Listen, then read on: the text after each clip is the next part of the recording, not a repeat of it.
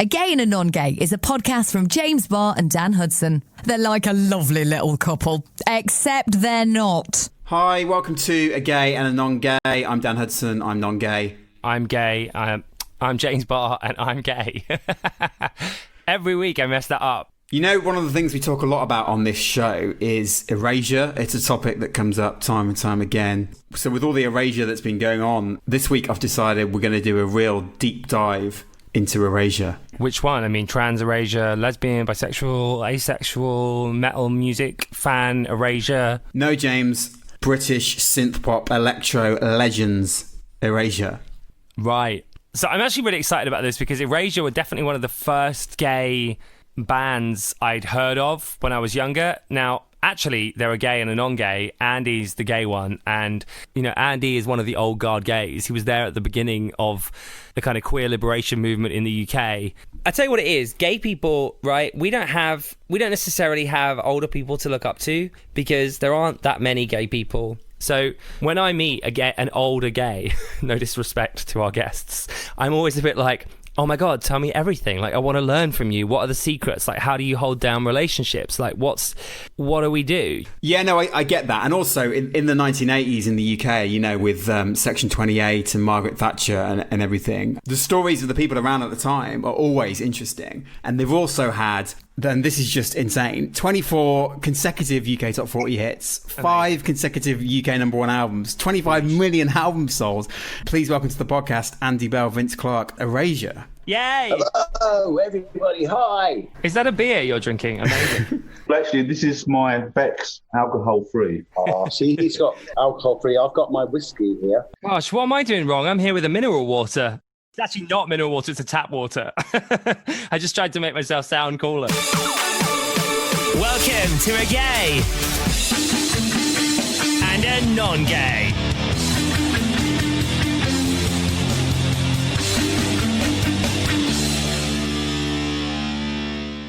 Which one is which, by the way? Which one do you think is which? I think the beardy one is the gay one. No.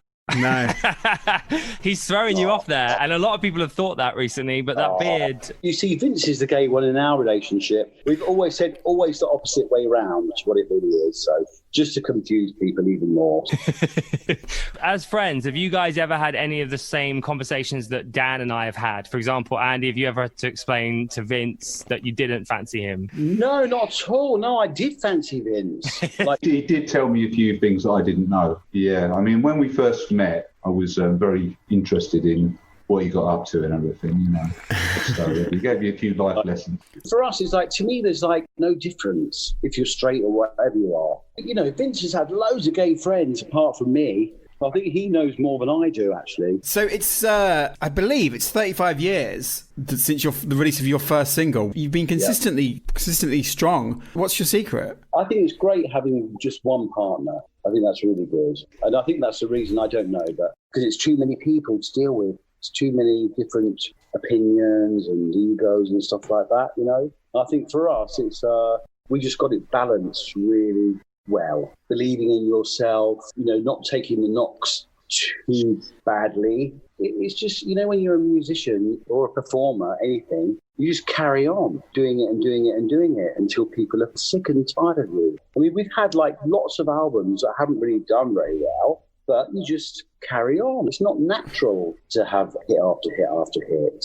How do you deal with those knockbacks when things don't? You release an album and it doesn't do well because we just have a meltdown. Yeah. I mean, you do. I mean, you get really miserable. I get really miserable, and I kind of like start blaming the whole world and think it's like a whole conspiracy against you and everything. But you just have to take it on the chin and just like don't give a fuck, really. Yeah, I love that. Andy, you were one of the first openly gay musicians in the 80s. I want to know so much about that. What was that like? Honestly, it was a thrill. You know, going to Heaven nightclub and hearing Relax, just this like, you know, we had our own heroes. We had Divine, the actor. We had Sylvester, the singer, who was amazing. You know, Tom Robinson. And then, of course, Jimmy Somerville, who's still, to me, he's my hero, you know, and then all the other bands that you thought like, well, I think they might be a bit gay, you know. We used to go around doing TV shows and like we were doing TV shows in Italy we had these girls chasing after us and saying, "Oh, we come with you, we come with you," like in the taxi. And I said, "No, we're gay." And they say, "Oh, we don't care, we come with you." And they would call me Jimmy. No way. They would just get you mixed up anyway, so it didn't... Is that because we're gay or because... Yeah, because you were gay, you were the one and the same. So throughout, I mean, in politics, Thatcher, Section 28, did that make you feel like you didn't fit? Or were you just like, you know what? No, it had the exact opposite effect. That's why I feel for these people in Russia now and Poland. I just want to send them energy, because that's what happened to us. And it pisses you off so much, it pissed us off so much, that somebody would have this law, it's so redundant and so saying do not promoting gay books in schools and blah, blah, blah. And I thought, you just think, like, well, piss off, you witch, And then you had Boy George, he released No Clause 28, which was a 12-inch single. And I remember I met him at Heaven before I was in Erasure, and thinking oh my God, there's Boy George, and Marilyn and Kenny Everett and all these other people. But anyway, and George was really upset. He was crying because they wouldn't play the single on the radio. And I put my arm around him. I said, "George, listen," I said, you're amazing. You've done all these things and you've put this record out. I said, just be really proud that you put this record out and you're doing fantastic things. It's incredible. But it happens to all of us. Everyone has their little meltdowns. Yeah. And was he sad? I guess he was sad because, I don't want to put words in his mouth, but in that he was trying to send a message that people were ignoring. Yeah, I think just once you put yourself out there, you're right there kind of on the edge. And then all of a sudden you get shot down.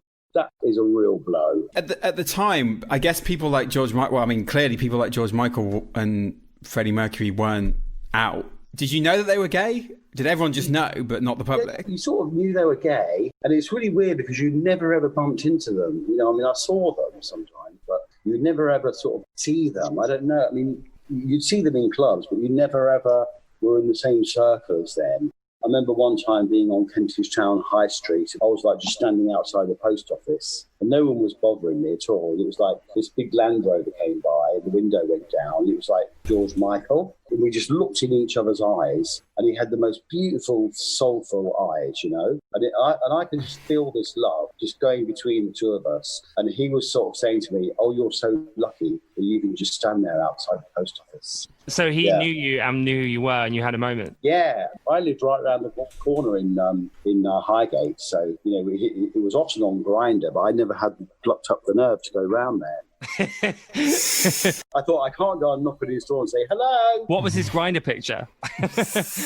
I'm not sure what was on there. I can't remember. I don't know if it was a mask or I'm not sure. What I would do for those nudes. A gay and a non-gay. Let's talk about music now. How does it feel seeing queer performers in the spotlight being themselves today? That kind of feels like something you've helped to make happen. In the first place, I was a bit jealous. I must say, even with artists like Rufus Wainwright, when my partner played me his song about America, I was just too up my own arse to kind of because you don't say hello and things like that. We did True Colours together with Cyndi Lauper, and we were helping to get Obama elected, and it worked. Way! Can you do that again? I think it's a very nice coincidence that our drag video came out the same day Kamala was yes. announced. But anyway, and I feel sort of a bit sorry that I never made the effort and said hello to Rupert. But I get really shy as well. Really? Unless me and Vince are in a club or something, I'll drag him around all over the place, But otherwise, I don't say hello. I feel really bad. I didn't say hello to Sam Smith, and I felt really bad. But it's just I don't feel like I want to be encroaching on their. Sam Smith is probably sat there thinking the same thing. I feel like they don't know who I am. See, that is just imposter syndrome. That's reverse vanity, isn't it? That's being really vain, but sort of pretending you're not. Yeah, I do that all the time. So you're speaking my language. Yeah. But yeah, absolutely. All these artists out now, like MNEK, Vincent from LA, if you haven't heard them, they're incredible. No, I feel like they have a very similar sound to you, and they're paving the way for the future. Really fantastic. I think when you're an entertainer, you're pretty self-absorbed. You don't really have room for what's going on around you. Do you know what I mean? Yeah. I'm not saying that you're dismissing them or ignoring them, because genuinely, if I meet a friend, it's not like I don't think you meet that many people in your life that are true friends. So that's why I sometimes get a bit balk when people move to LA and all of a sudden they're friends with Beyonce and all these people. You know, it's just not real. It's just not natural, you know? Yeah. You ask Vince, though, I've always prided myself on my camouflage when you go to places. That people don't have a clue who you are, honestly. And they wouldn't even believe it. Even if you said you were, they say that you're lying. Two unlikely friends take on the world. This is your 18th album. What do you think the secret is to not falling into the trap of becoming a nostalgia act and just churning out shit? For us, it's all about the next album, really, you know. So, you know, you do one album. Once you've done that album and you've done the tour, that closes a door. You're looking for another opening for the next project or the next record or the next tour or whatever. So I think always by looking forward and also knowing or being fairly confident that something new is going to happen when Andy and I get together and start writing. We don't make new records thinking, well, let's try and make a record like we used to do in 86 or something. No. It's all about moving on. Yeah. And I didn't even think about this until today. Even the song Give a Little Respect, like that's how I feel as a gay man. Like, respect me. Why am I being disrespected? I never, ever took that lyric to mean that until I looked at it through a different lens. How insane. But I'm sure that's exactly what that meant. When it's writing lyrics, I do auto writing. You know, like What, you mean like on text? No, not on text. No, it's like whatever comes up in your mind, I just write it down. We wrote A Little Respect together, and to be honest, we had no idea of the influence that the song would have. You know, we were just like, that you gave me, no, that you gave me, no, that you gave me, no, that you gave me, no. And that's not hard. That's like 2 words repeated 4 times. Spill that tea. Andy, you've always been like 100% authentic with yourself and in your music. Yeah. Do you have any advice? In fact, do both of you have any advice for our listeners that are afraid to be themselves and come out? Firstly, it just depends of what they're afraid of, because I don't know, if they're genuinely in trouble or they're being threatened, that's something they need to deal with. They need to get professional help. But I mean, for me, the best thing has always been just to be who you are. Just be honest. I'll tell you why. When I was a teenager, I was such a good liar that I thought, if I carry on like this, I'm going to get away with murder, literally. So I just stopped. That's hilarious. Yeah, so if I don't come out as gay right now, I'm going to end up killing someone. Well, I can just stroke your beard, though, can't I?